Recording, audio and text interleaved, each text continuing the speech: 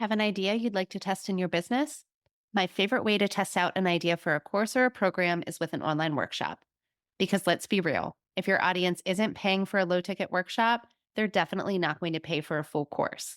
So let's test your course or program idea so that you can feel confident when you launch. Paid workshops can also be great as a standalone offer, a way to solidify trust with your audience, and also, of course, to test an idea. My group program, Create a Workshop That Converts, is being remastered as a self-paced program. Join me as we walk through how to conduct market research, skillfully design your paid workshop, write your sales page, plan your launch, and so much more. You'll get everything you need to launch your paid workshop, plus some amazing new bonuses like how to increase your launch revenue, create social media content more quickly, and more. Join the waitlist to get an exclusive discount, plus take advantage of a limited time offer that will only be available to those on the waitlist. Click the link in the show notes to join. There's so much tech involved in running a business, and there are also strong opinions about which platforms are worth the investment and which aren't. Melanie and I are going head to head on this episode in Tech Stack Wars. We're comparing our favorite business tech to help you decide which platforms to use in your business. Being an online business owner is full of ups and downs. Some days you can't imagine going back to your 9 to 5, and other days you want to burn your whole business to the ground. We get it. Welcome to Chaos to Conversions, a podcast of practical, no BS strategies to grow your online business.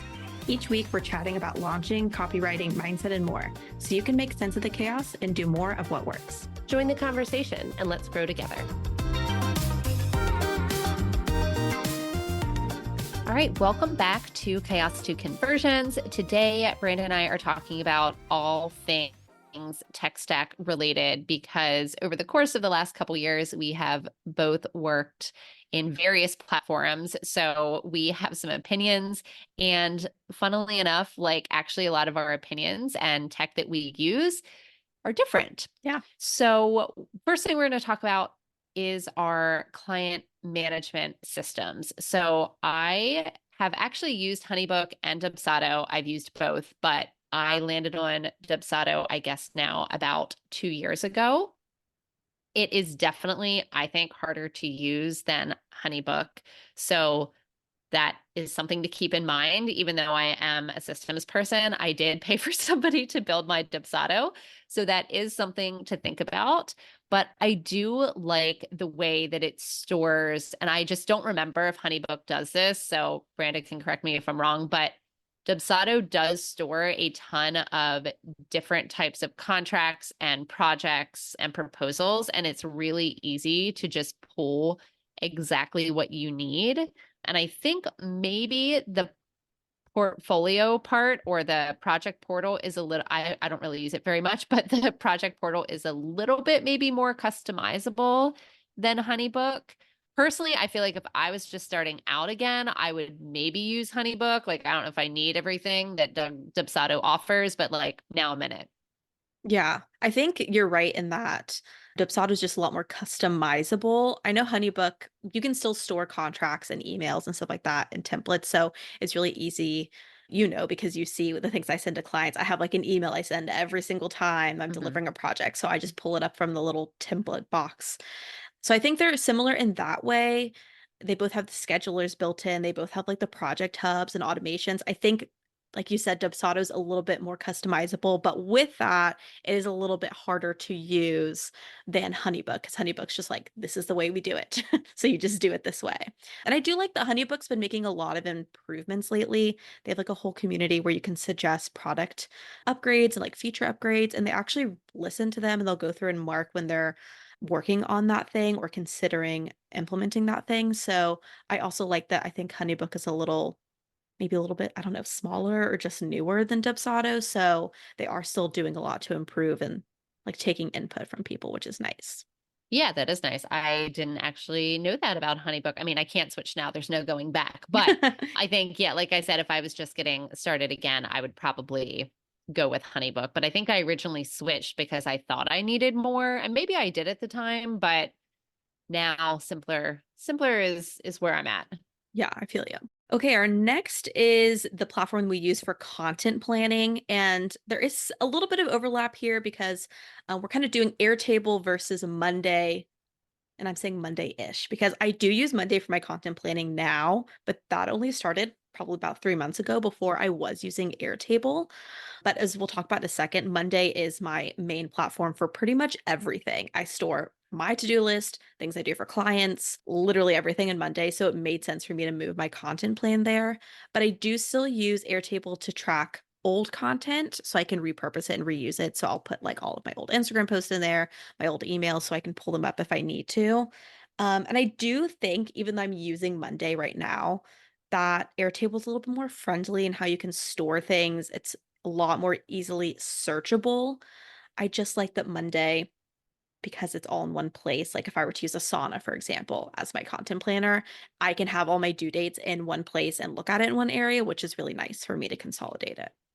Yeah, and that's kind of how I feel like we've done something similar because most of my stuff is now in Asana as well, but I still have Airtable. So I kind of think of like Asana and, Monday in your case as like, this is the what we're doing. Like, here Hmm. we go to do the things platform.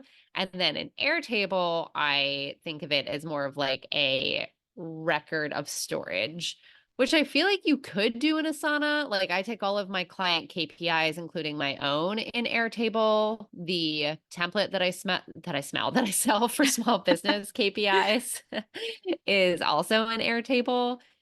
And I mean, you could do it, I suppose, in Asana or Monday, but it just is like easier and looks Yeah. better in Airtable. And when we're talking about like formulas, Airtable actually has some formula capabilities. So it can calculate like, I mean, it's not like Excel or anything, but it can calculate your conversions and it really does all the things because you can label it, you can Yeah. do formulas, you can leave yourself notes, you can upload images, literally all in the same base, Mm. which I think is pretty unique. I don't think I'll ever fully give up Airtable. The only bummer with it is if you have a big team, and one launch client I worked with last year actually used Airtable as her project management tool because you can assign people, but it gets really expensive if you have a big team. Like the per seat, per base cost can Yeah. really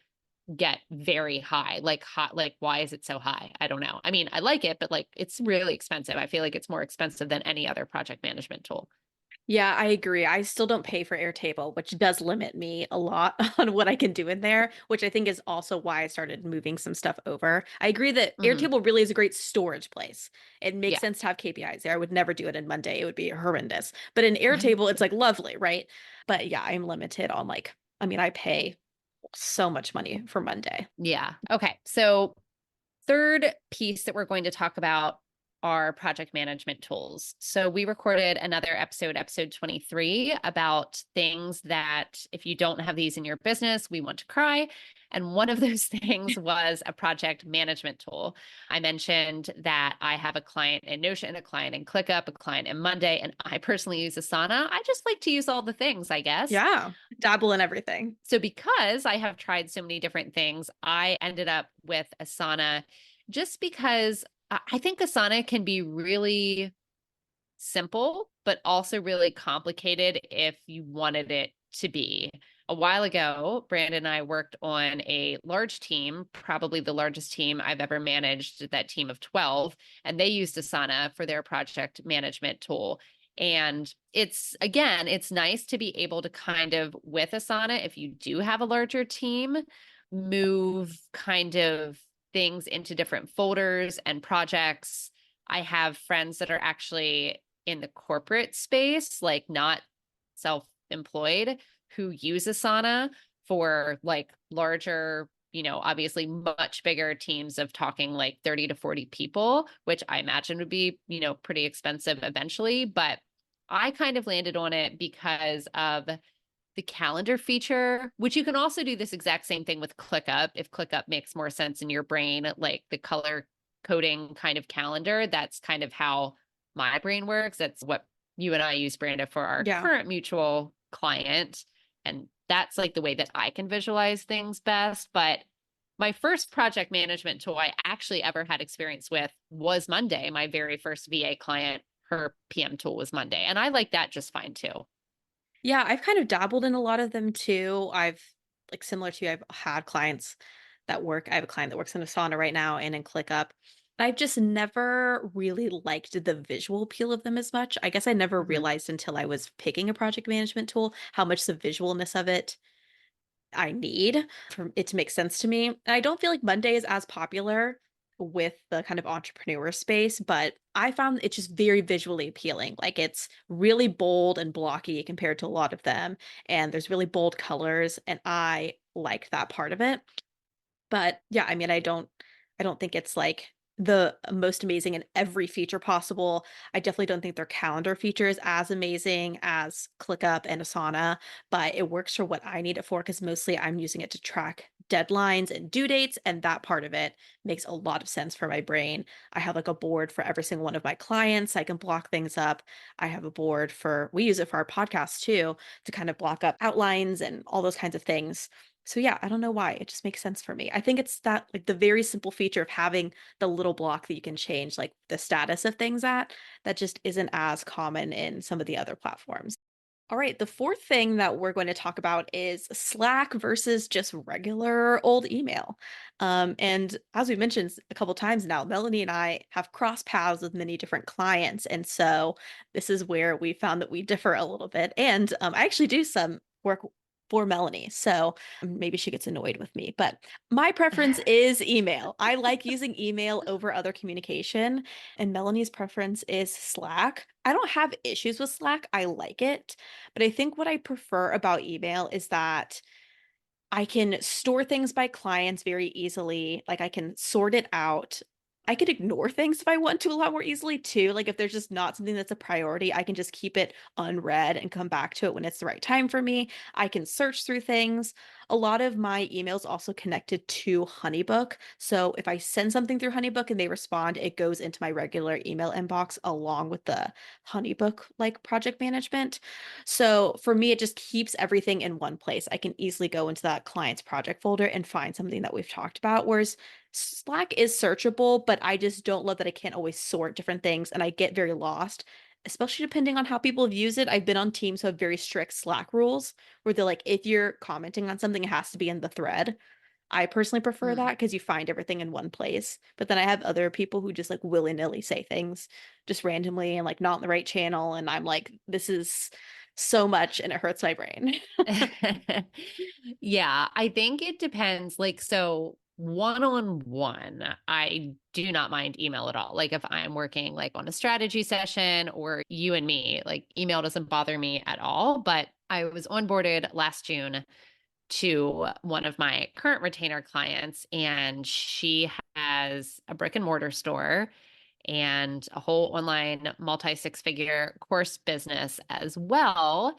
So I think we have a team of 11, and they were just like all emailing each other at all times, just different threads, different things. And it was literally one of my requirements before I sent the contract. I transitioned from her old OBM, like they had a very amicable split.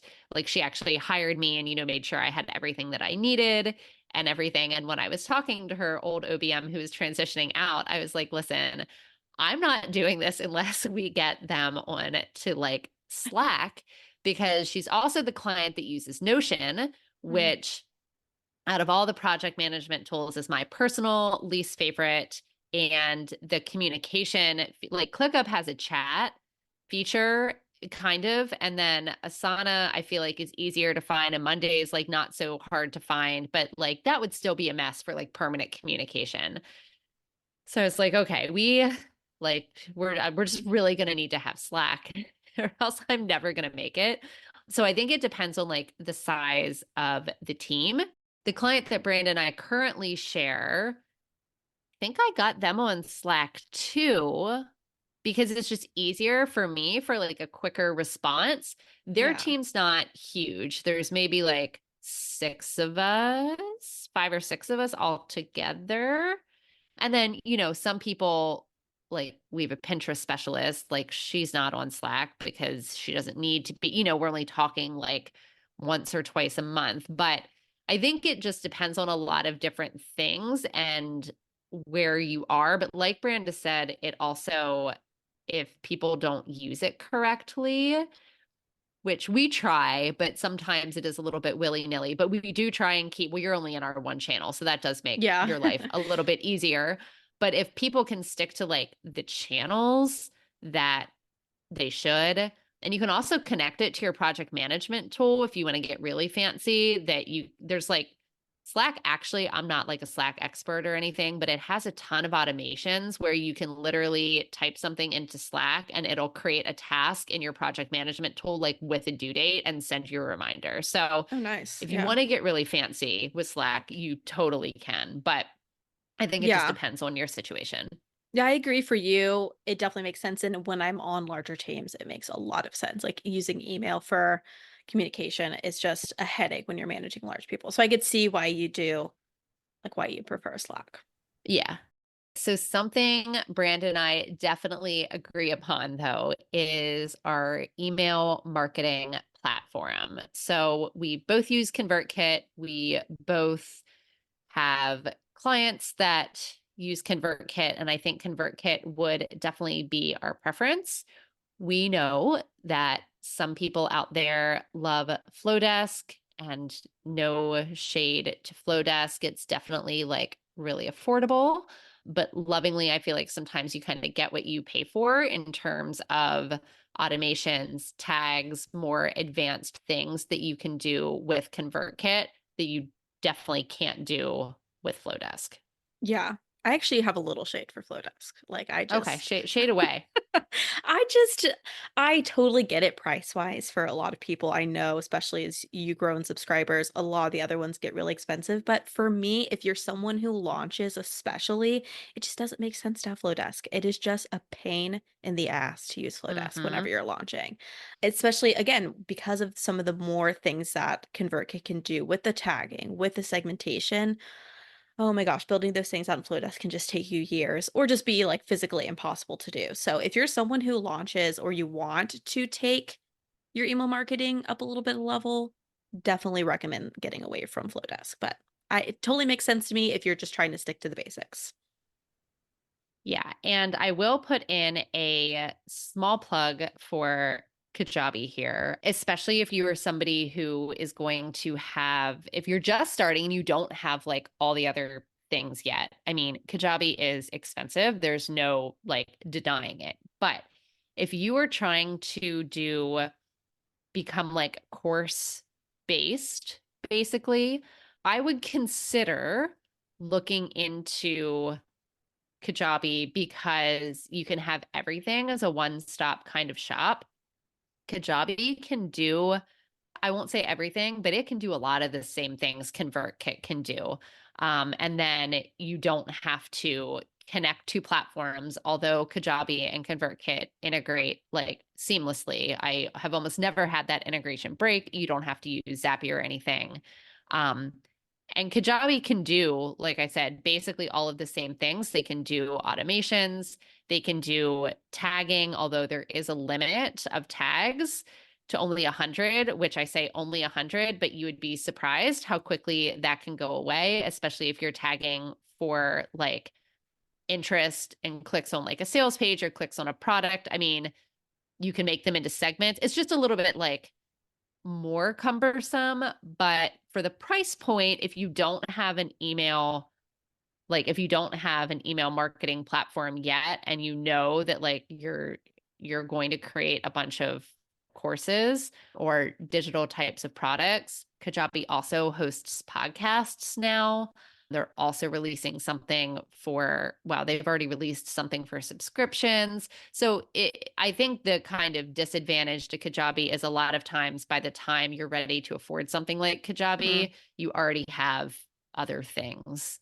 But the one client that I'm working with right now just went all in on Kajabi from the beginning, and it's actually been quite nice to be there. And I guess for the top tier, it's probably like $400 a month, but I mean, ConvertKit's more expensive than that when you get over a certain amount of subscribers, and she doesn't have to pay for any other like course platforms. So it kind of worked out for her, but I know it's hard to like start with Kajabi. Like that's a big expense right up front. Yeah, that definitely makes sense though. Mhm. All right, our next one is Showit versus Squarespace. I am the Squarespace user here, and I won't say that I'm like a Squarespace stan by any like, you know, measure of the word. I'm not like, oh my God, Squarespace is the best. But I've been using Squarespace for, oh my gosh, probably 4 or 5 years now. Like it has been a bit. So for me, I'm super familiar with the platform. And the thing that has kept me sticking with it has been how easy it is for me to update and customize my website on my own. For me, that's really important because I do a lot of website updates. Like pretty frequently, I would say I'm in there at least once a week doing stuff. So to be able to not have to pay someone to always come in and do those updates for me is like very cost saving that I can do it on my own and I'm very familiar with it. But it definitely has its limitations on certain things like the mobile view, which Melanie and I have talked about before. It could be kind of a pain to make it look nice. So Yeah, and you show it, and I did pay a designer at first to build out my website, but I will say like kind of the same things that Branda is saying. I like Show It because it's easy for me to update it. I wish I updated my website once a week. It probably could use it. Sometimes Branda's like, it says you're still accepting strategy sessions for March and it's June, Melanie. So you should probably change that. Oh, thanks. But anyway, it is easy. It is easy to update. I don't have to pay, anyone to do it either. I would say I have a client who is currently moved to Squarespace, and she has a lot of custom work. So I can't decide right at this moment if it's me having beef with Squarespace or if the custom aspect is making it really hard to update the site. Stay tuned.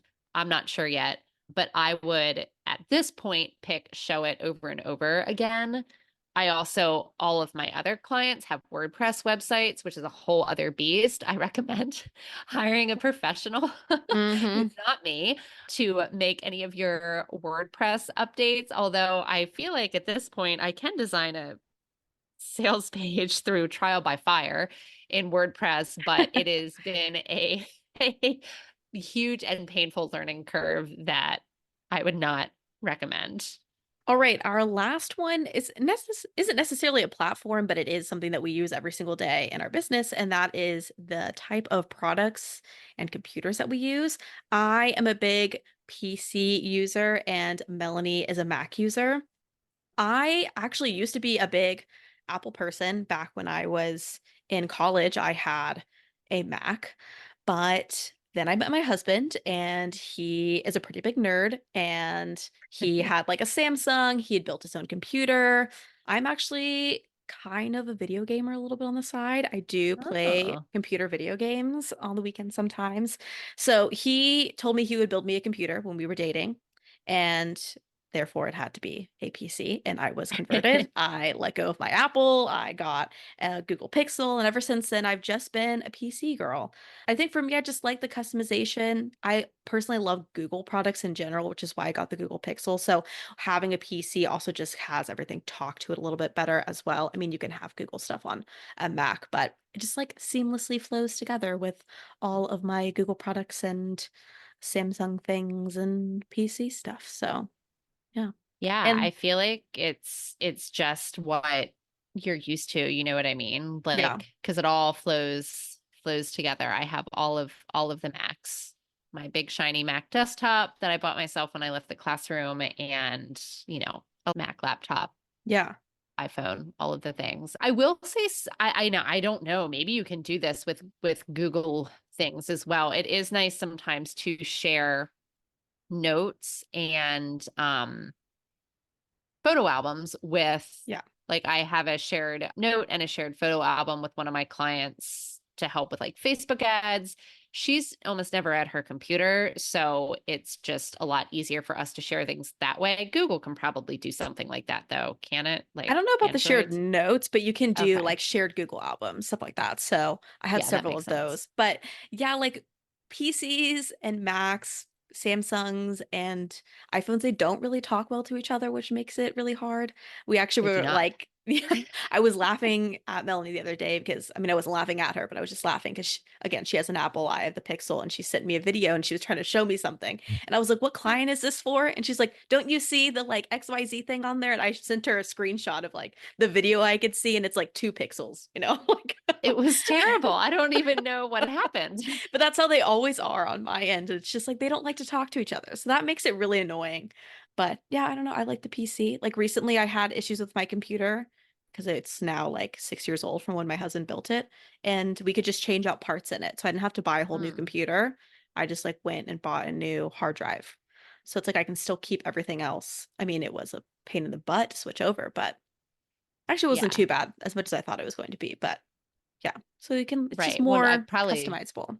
yeah, that's nice. I mean, not if you live with your husband, because did Raul just like fix it? He just changed Yeah, it. I mean, getting him to actually fix it is probably the hardest part. I still That's fair. we're recording this on my laptop right now, which I normally do on my computer because my computer fan is making horrible sounds anytime I get on Zoom. And I've had the fan that I bought sitting on my desk for 2 weeks now. Someday we'll get to it. If you want to invest in some of these platforms, we have some affiliate links for you in the show notes. These links often have great deals like discounts on your first month or even your first year. Thanks so much for joining our conversation today. If you enjoyed this episode, please head to your listing app and leave a quick rating and review. If you're on Instagram, share this episode and tag us at Duxbury Digital and at The Relevant Collective. We'd love to hear from you. We'll meet you back here next Tuesday for more practical strategies to take your business from chaos to conversions.